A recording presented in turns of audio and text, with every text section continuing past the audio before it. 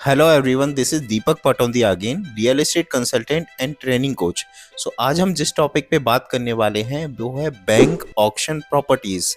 ये प्रॉपर्टीज क्या होती हैं? ये प्रॉपर्टीज वो होती हैं जब कोई बंदा लोन लेता है और लोन नहीं चुका पाता बैंक को, तो बैंक उसे एनपीए घोषित कर देती है और एनपीए घोषित करने के बाद में उस प्रॉपर्टी का ऑक्शन करती है।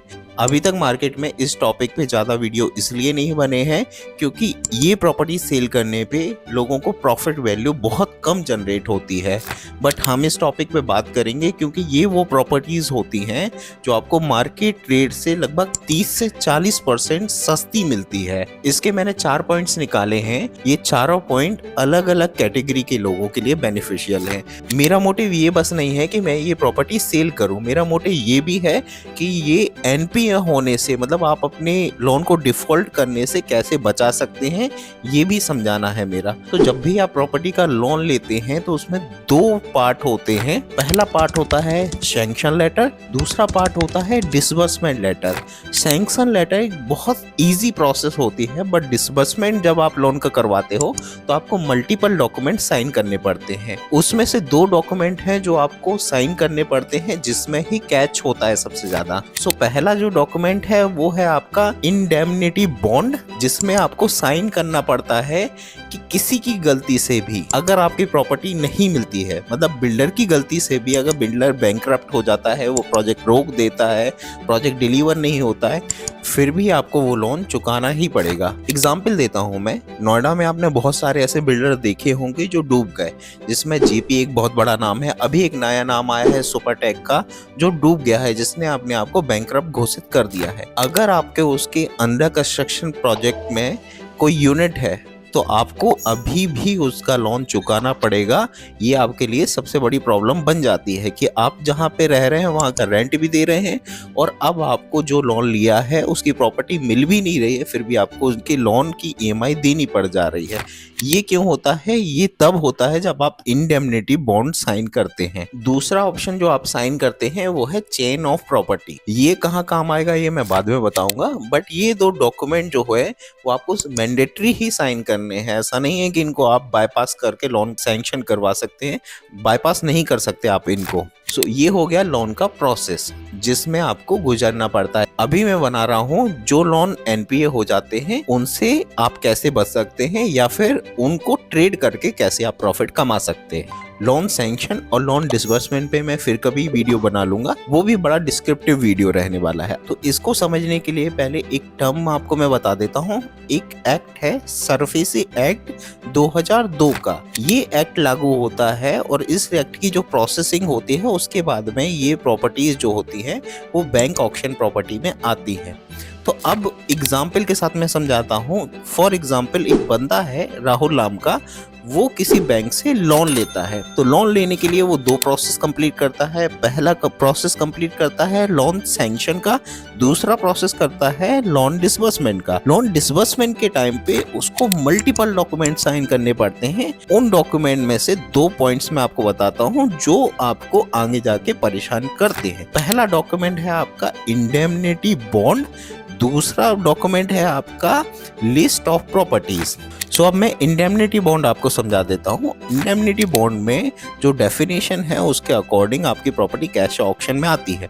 सो इंडेमनिटी बॉन्ड में जब आप साइन करते हैं तो आप साइन करते हैं कि बिकॉज ऑफ एनी रीजन, चाहे वो आपकी गलती हो चाहे बिल्डर की गलती हो, आपकी प्रॉपर्टी मिले या ना मिले, आपको उस लोन को पेमेंट करनी ही करनी है। मतलब आप उस लोन से भाग नहीं सकते, आपको उस लोन की पेमेंट करनी ही करनी है। सो हुआ क्या था इसके साथ में, या इससे के साथ में प्रॉब्लम होती क्या है? जब जेपी जैसी प्रॉपर्टी नोएडा में डूबी तब लोगों को दो प्रॉब्लम क्रिएट हो गई कि उन्हें अपना करंट लोन भी पे करना पड़ रहा है, प्लस जहाँ पे वो रह रहे हैं वहाँ का रेंट भी पे करना है, प्लस उनको ये भी बिलीव है कि ये प्रॉपर्टी अब मेरे को बहुत जल्दी नहीं मिलने वाली है तो भी वो अपनी ईएमआई पे करे जा रहे हैं। इंडेमनिटी बॉन्ड का ये मतलब होता है। और अगर आप लोन पे नहीं करते तो आपकी प्रॉपर्टी एनपीए हो जाएगी और आपने जो पैसे दिए हैं वो भी डूबने के बहुत ज्यादा चांसेस हैं कि वो डूब जाएंगे। अब मैं समझा देता हूँ सेकंड पॉइंट को, जहां पे आपने एक डॉक्यूमेंट साइन किया था चेन ऑफ प्रॉपर्टी या लिस्ट ऑफ प्रॉपर्टी का, उसका क्या आफ्टर इफेक्ट होता है। फॉर एग्जाम्पल राहुल ने 1 करोड़ का लोन लिया था, वो पे नहीं कर पाया बहुत दिनों तक, अब उसका प्रिंसिपल और इंटरेस्ट बन बन के वो 1.5 करोड़ हो जाता है। मतलब उसने लोन 1 करोड़ लिया था, अब वो 1.5 करोड़ हो गया, मतलब 50 लाख रुपए एक्स्ट्रा हो गया है। तो अब बैंक क्या करेगा, बैंक उस प्रॉपर्टी को ऑक्शन में डालेगा और अगर उसने ऑक्शन में डाला 1 करोड़ में और वो ऑक्शन में जाके जब सेल होती है, वो प्रॉपर्टी होती है 1 करोड़ 10 लाख में सेल, तो अभी भी बैंक को 40 लाख रुपए और लेने हैं राहुल से। अब क्या करेगी बैंक, वो राहुल की दूसरी प्रॉपर्टी जो है उसको ऑक्शन में डालेगी और वहां से 40 लाख रुपए और निकालेगी। तो ये 2 डॉक्यूमेंट होते हैं जिनके चलते आपकी प्रॉपर्टी ऑक्शन में जाती है और आपको परेशानी होती है। सो अब मैं आता हूँ अपने सेकंड पॉइंट पे, जहाँ पे मैं आपको समझाऊंगा कि आप बैंक ऑक्शन प्रॉपर्टी कैसे ले सकते हैं। सो कहानी स्टार्ट होती है जब कोर्ट के पास में कोई भी बैंक जाता है बोरोवर की फाइल लेके कि ये एनपी अकाउंट हो चुका है, मतलब नॉन परफॉर्मिंग एसेट हो चुका है। सो अब कोर्ट डिसाइड करता है आफ्टर सर्वे उस प्रॉपर्टी की वैल्यू। सो वो प्रॉपर्टी की वैल्यू हमेशा मार्केट वैल्यू से 30 to 40% लेस होती है। मतलब आपका जो बिडिंग शुरू होगी वो मार्केट वैल्यू से 40% लेस ही होगी। एग्जाम्पल मैं ले लेता हूँ, कोई भी मार्केट वैल्यू प्रॉपर्टी अगर चल रही है 2 करोड़ की, तो ऑक्शन जो स्टार्ट होगा वो होगा 1 करोड़ 40 लाख या 1 करोड़ 50 लाख से ऑक्शन शुरू होगा। अब आप ऑक्शन में कैसे बैठ सकते हैं उस पे आता हूँ। तो पॉइंट नंबर 1, आपको एक डीडी देना पड़ेगा उस ऑक्शन वैल्यू प्रॉपर्टी की। सो अगर प्रॉपर्टी की वैल्यू 1.5 करोड़ रुपए है तो आप 15 लाख का डीडी बना के आप मुझे देंगे, मैं उस डीडी को ले जाके बिडिंग टीम के पास में सबमिट करूंगा। इसके साथ आप मुझे देंगे आप अपने केवाईसी डॉक्यूमेंट जो मैं ऑक्शनर के पास जाके सबमिट करूंगा। इसके बाद मैं आपको अपडेट करूंगा कि ऑक्शन की डेट क्या है। उस ऑक्शन की डेट पे आप और हम जाएंगे और उस प्रॉपर्टी के अगेंस्ट में बिडिंग करेंगे।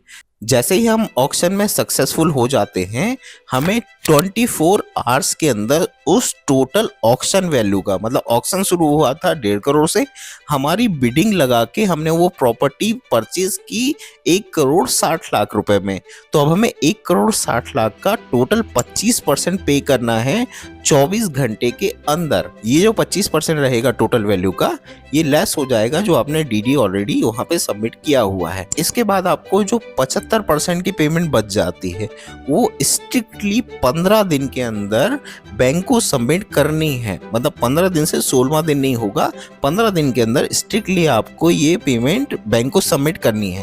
99% केस में आपको लोन नहीं मिलेगा, ये आपको सेल्फ फंडिंग से ही करना पड़ेगा। 1% केस में कभी कभी आप लोन की फैसिलिटी इस प्रॉपर्टी के अगेंस्ट में ले सकते हैं। जैसे ही आप ये सारी प्रोसेस कंप्लीट कर लेते हैं, फिर बैंक की तरफ से आपको एक डॉक्यूमेंट इशू होता है। वो डॉक्यूमेंट होता है सेल्स सर्टिफिकेट, जो इक्विवेलेंट टू रजिस्ट्री होता है।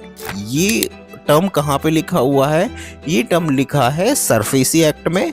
और इक्विवेलेंट टू रजिस्ट्री मैं इसलिए बोल रहा हूँ क्योंकि आरबीआई की गाइडलाइंस भी बोलती हैं कि अगर आपने कोई प्रॉपर्टी बैंक ऑक्शन में ली है और आपको सेल्स सर्टिफिकेट इशू हुआ है, ये इक्विवेलेंट टू रजिस्ट्री ही है। तो अगर कहीं पे रजिस्ट्री नहीं हो रही है, जीपे वगैरह अगर हो रहा है, तो वहाँ पे आपको सेल्स सर्टिफिकेट मिल जाएगा। बाकी आप इन फ्यूचर रजिस्ट्री करवा ही सकते हैं। सो अब मैं अगले 2-3 लाइन में इस वीडियो को खत्म करता हूँ।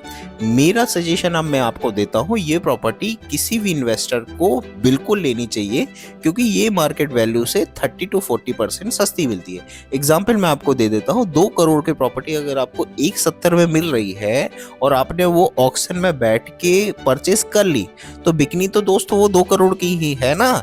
तो जैसे ही आपको रजिस्ट्री होती है, आपको सेल सर्टिफिकेट मिलता है, उसके बाद में आप फिर से रीसेल के लिए उसे निकल जाओ, 30 लाख का प्रॉफिट कमा लो। तो ये जो जितनी भी प्रोसेस होती है खरीदने की, बेचने की, अगले 3 महीने में आप कंप्लीट कर सकते हैं। सो अगर आपको कुछ ऐसी बैंक ऑक्शन प्रॉपर्टी में पार्टिसिपेट करना चाहते हैं तो आप दिए हुए नंबर पे कॉल कर सकते हैं। और प्लीज मेरे वीडियो को सब्सक्राइब कीजिए, क्योंकि मैं अपने वीडियो को और थोड़े टफ लेवल पे, मतलब रियल एस्टेट के अपर लेवल पे ले जाना चाहता हूँ। जब तक मेरे सब्सक्राइबर थोड़े ठीक ठाक नंबर पे नहीं पहुंच जाते तो मैं कोई टफ टॉपिक पिक करने से अभी डर रहा हूँ। तो प्लीज इसे सब्सक्राइब कीजिएगा। जब मेरे सब्सक्राइबर ठीक ठाक नंबर पे पहुंच जाएंगे तो मैं रियल एस्टेट के टफ टॉपिक पिक करूंगा और आपको उसके बारे में इंफॉर्मेशन दूंगा। थैंक यू सो मच मेरे वीडियो में लास्ट तक बने रहने के लिए। अगर इस वीडियो ने आपकी लाइफ में थोड़ी भी वैल्यू ऐड की है तो आप मेरे चैनल को सब्सक्राइब जरूर कीजिएगा। मैं अपने चैनल को इन फ्यूचर नेक्स्ट लेवल ले जाऊंगा, जहां पे आपके और केवल आपके प्रॉफिट की बात होगी। Thank you again.